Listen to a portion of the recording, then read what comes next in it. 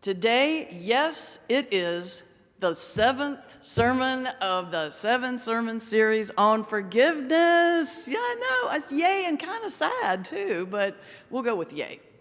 For old time's sake, let's just do one last review. Max, can you show us? It's already up, love it. You know, each sermon had a theme that began with the first letters of the word forgive. F, forgive, but not forget. O, own how you feel. R, recognize the triggers. G, grieve the loss and give it time. I, intercessory prayers. V, vamoose from it. And today, empty spaces. Fill them with good things. Thank you, Max. So friends, after we've done all the hard soul work, we face the most important question of all. Now that the gunk is gone and there's room in our heart, what goes in now? My message today is this: be very, very careful about what you put back into your heart. Because what you choose drives who you are. And the people said, okay, I just want to make sure you heard it. Okay, good. That said, we have basically two choices. It's quite simple. We can refill our hearts, number one, with the same bad stuff we took out. I mean, let's be honest, it's so easy to fall back into the same old patterns, the same old ways of engaging the world, which means we're refilling our hearts with the same gunk we work so hard to take out. I mean, it's kind of like doing a week-long juice cleanse and then immediately eating a bucket of Popeye's chicken. Do you know what I mean? Okay, apparently not. All right, so it's about you work so hard to cleanse yourself and then you put back all this awful stuff. Why would you do it? Well, because fried chicken is yummy. I'm going to circle back to that metaphor, see if I can't get it to work. It's also easy. And let's be honest, y'all, we like it the easy way sometimes. For example, it's just easier to focus on the stupid things in life rather than the substantive things that truly matter. Recently, I went out shopping for a bottle of wine. I know, shock, horror, Baptist minister and all that, but let's move on.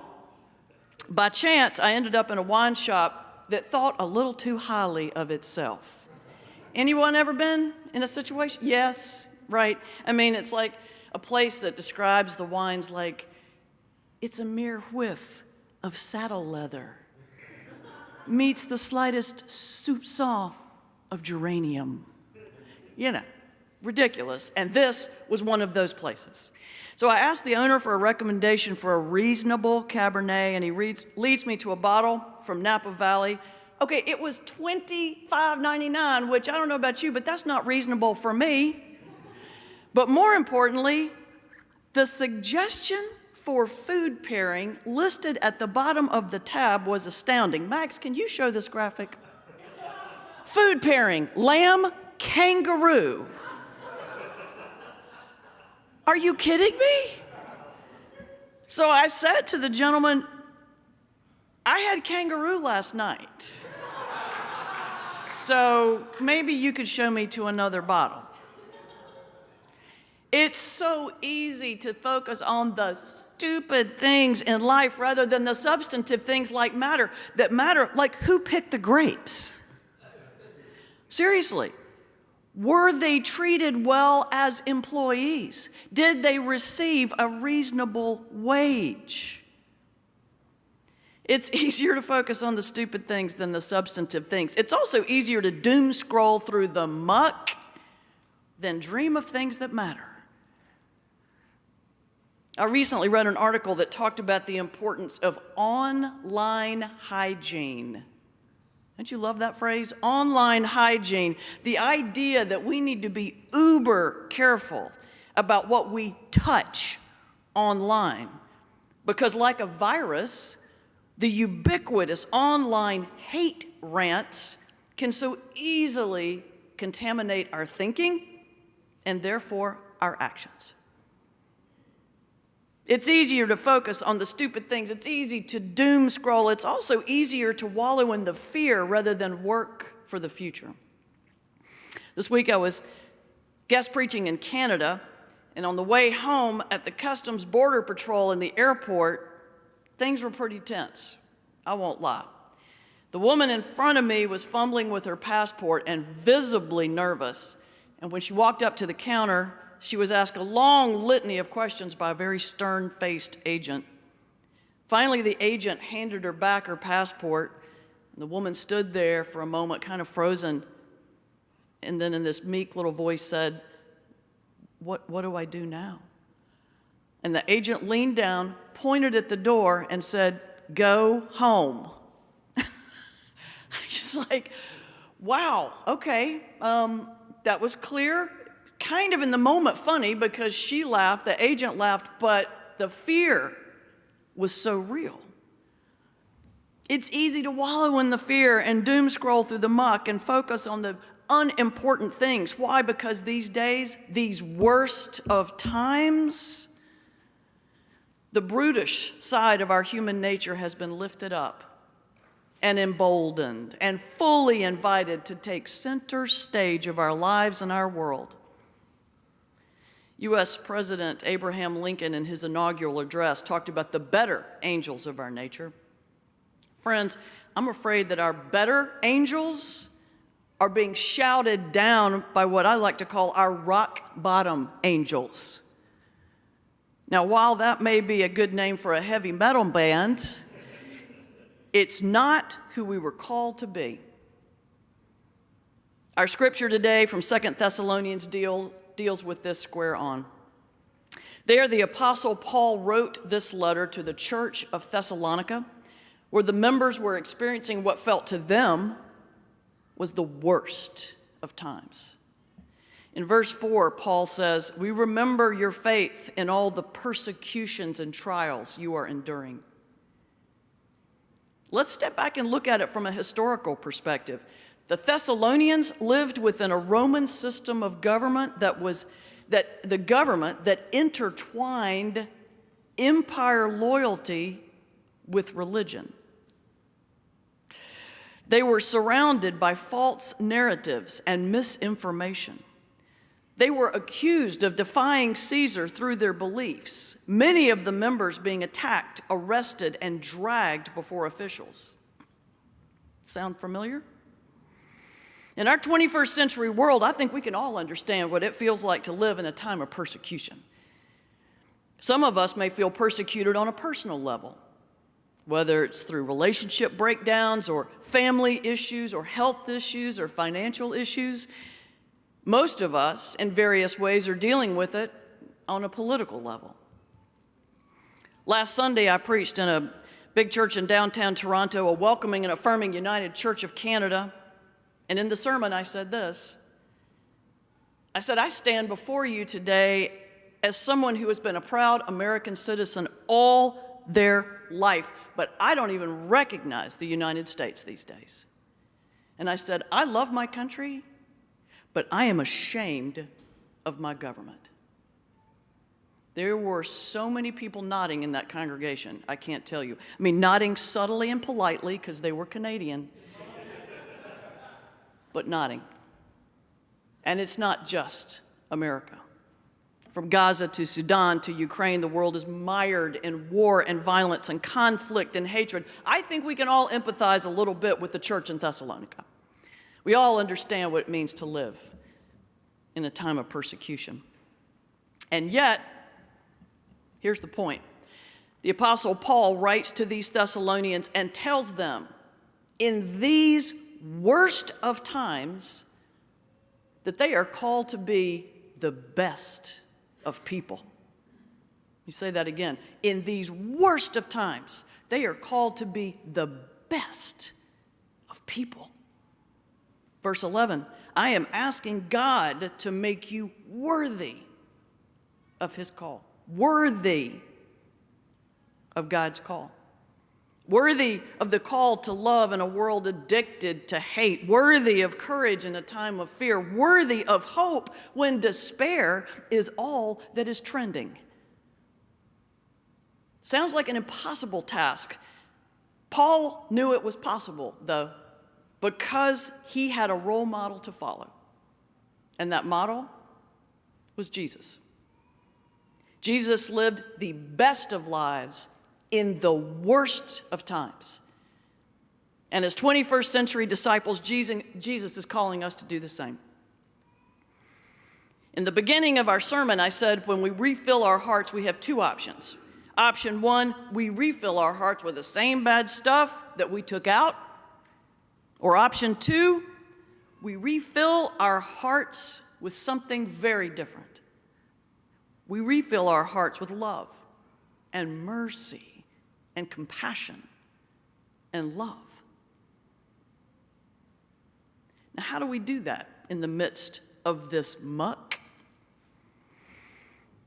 Well, obviously we can look to the Gospels, to Jesus and how he lived, and we can also look to those who have gone before, who, like Jesus, lived in the worst of times and were the best of people.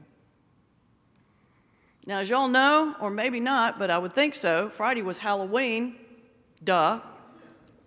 And the day after Halloween, yesterday, was All Saints' Day, the day that we remember and honor the saints of the church. Now, as Baptist folk, at least in my experience, we didn't really celebrate All Saints' Day. I never even heard of it till I went to seminary. But I think this year, we should be very conscious of it.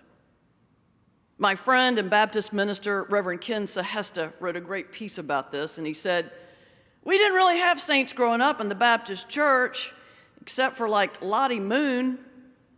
That's kind of an inside Baptist joke. I see two people smiling, so it's enough. It landed. There it is. Okay, good.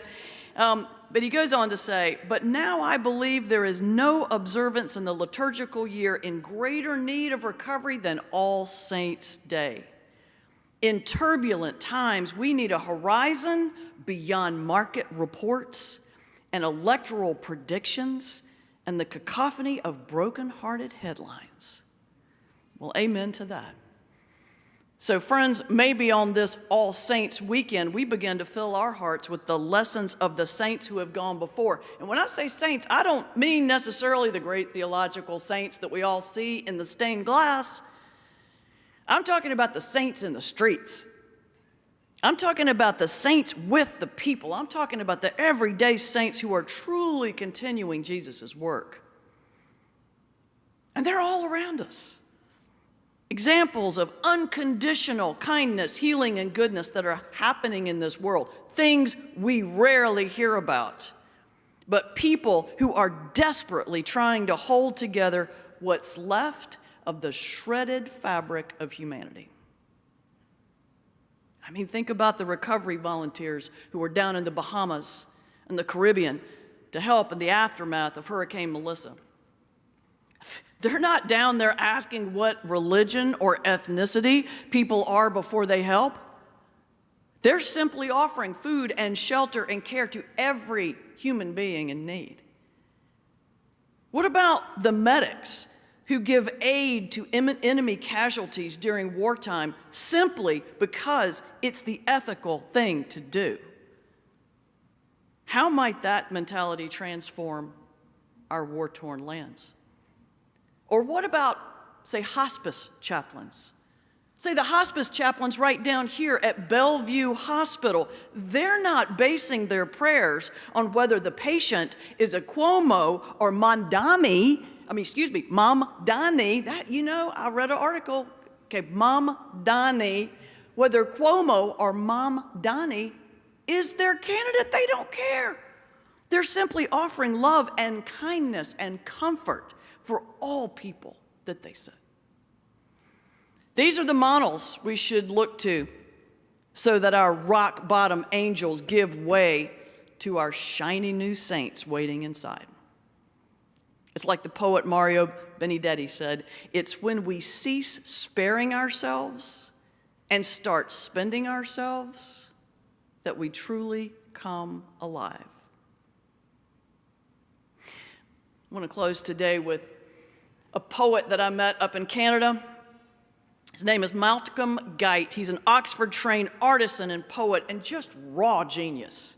Somebody that just rocked my world. Max, can you show a photograph of this guy?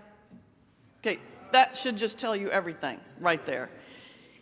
One of his poems is called The Singing Bowl. And Malcolm tells a story about being given this beautiful Tibetan singing bowl. You may have seen these before, the kind that makes a chiming sound when the rim is rubbed just a certain way. The problem was that he decided to display the bowl on a table in the hallway, which meant it became the catch-all for keys and plastic things and lint and everything else. And one day when he went in to chime the bowl, it was silent because there was too much junk in it to sing. I keep a little one on my desk. I brought it in just to show you today. You've probably seen these little bowls before, right? If you put junk like this, keys and pens, and where'd my little thing go? There it is. You put stuff in the bowl and you try to chime it, right? It's just dull. When you take it out and it's empty,